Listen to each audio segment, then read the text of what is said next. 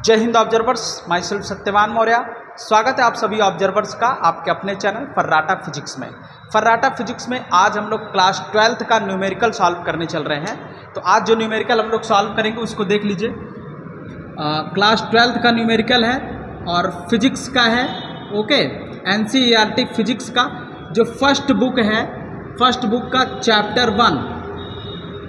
Chapter number 1 कौन सा है? Electric charges and fields. और उसमें एडिशनल जो एक्सरसाइज है ना उसको ओपन कर लीजिए, बुक आप लोग निकाल लीजिए। बुक के साथ न्यूमेरिकल हम लोग सॉल्व करेंगे। एडिशनल एक्सरसाइज जो है, एडिशनल एक्सरसाइज का क्वेश्चन नंबर 1.27। तो आप सबसे रिक्वेस्ट है कि बुक से निकाल लीजिए क्वेश्चंस और उसको हम लोग अब यहाँ पे पढ़ेंगे, ठीक है। तो मैंने क्वेश्चन को स्क्रीन पर लगा दिया है, तो मैं थोड़ा साइड हो जाता हूँ और आप लोग इसको क्वेश्चन को ध्यान से देखिए। मैं पढ़ रहा हूँ यहाँ से। In a certain region of space electric field is along the z direction through out.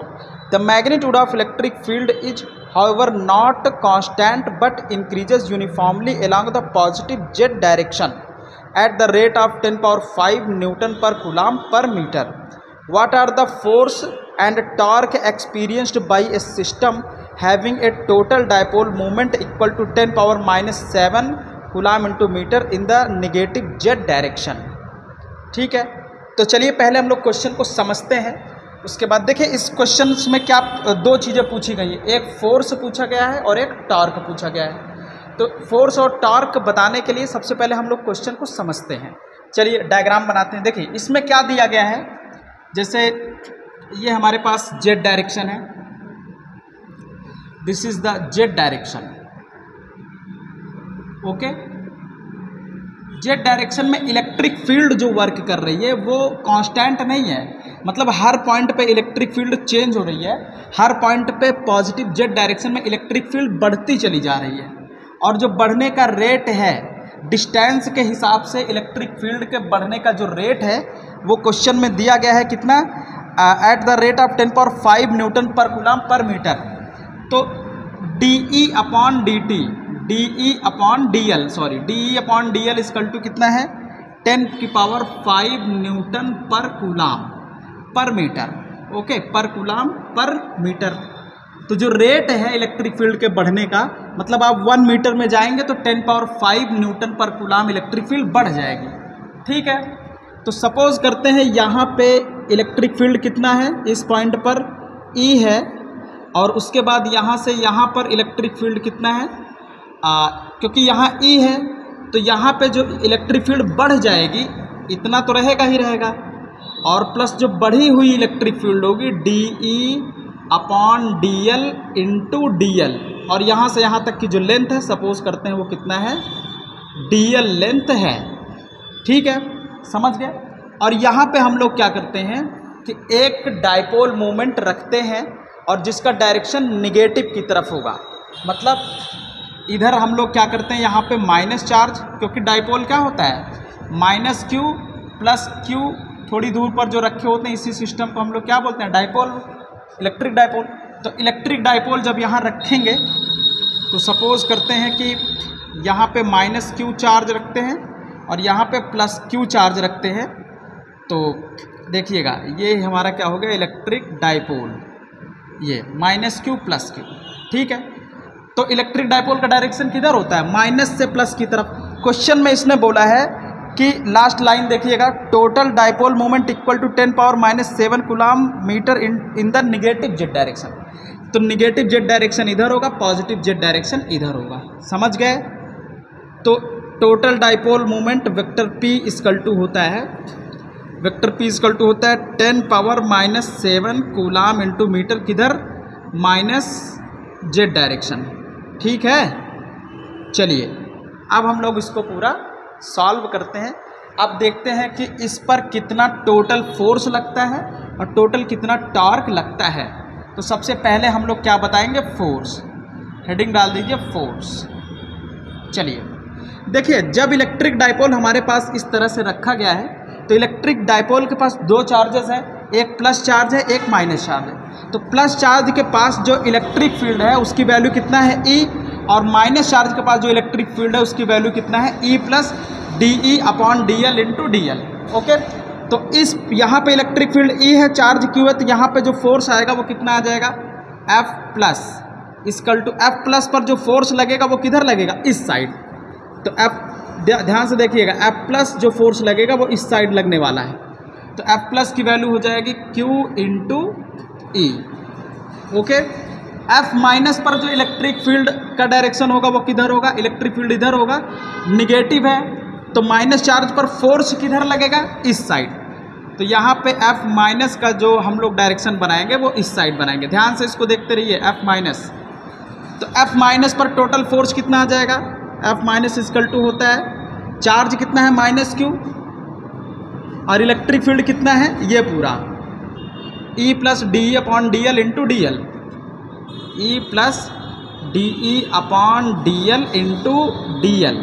ठीक है, तो इस पर टोटल फोर्स कितना हो जाएगा, F प्लस और प्लस F माइनस, तो total force F plus plus F minus, तो F इक्वल टू हो जाएगा, इसको चलिए ऐड करते हैं Q इंटू E, और ये जब आ जाएगा तो माइनस Q मल्टीप्लाई करेंगे अंदर, Q into E minus Q into DE upon DL into DL। Okay, तो QE यहाँ पे प्लस है, ये माइनस है, तो QE कैंसिल। आगे बढ़ेंगे, we will shift proceed. F equal to हो जाएगा माइनस Q, ध्यान से देखते रहिए, minus Q DE upon DL into DL। अब देखिए लेंथ, अगर हम लोग यहाँ से यहाँ तक DL लेते हैं, और चार्ज कितना है Q, चार्ज Q है, लेंथ हमारा कितना है DL, तो इस DL को इसके साथ रखेंगे, माइनस Q इंटू DL और DE upon DL। Minus Q into DL is what, this is the dipole moment. तो डाइपोल मोमेंट कितना है अपने पास, 10⁻⁷ कूलम इंटू मीटर।